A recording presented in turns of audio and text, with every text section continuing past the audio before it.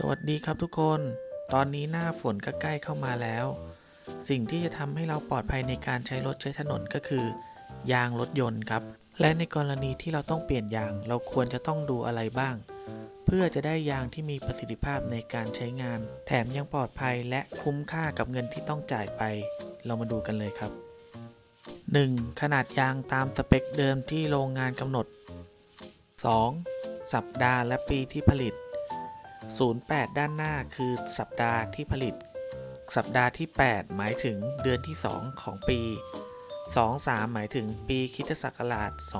2023 เท่ากับยางเส้นนี้จะผลิตในเดือน 2 ปี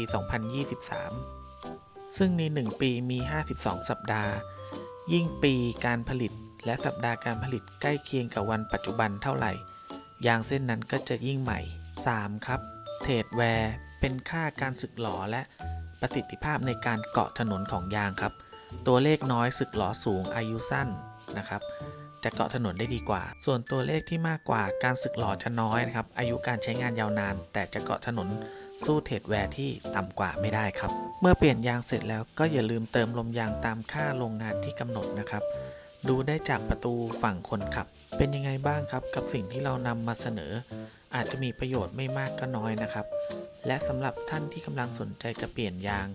ตอนนี้ถ้าไม่รู้จะไปที่ไหนดีก็ที่นี่เลยครับ Toyota บางกอก มีทุกรุ่นทุกแบบทุกไซส์ให้เลือกนะครับ ลองโทรไปสอบถามได้เลยครับเบอร์นี้ครับ สวัสดีครับ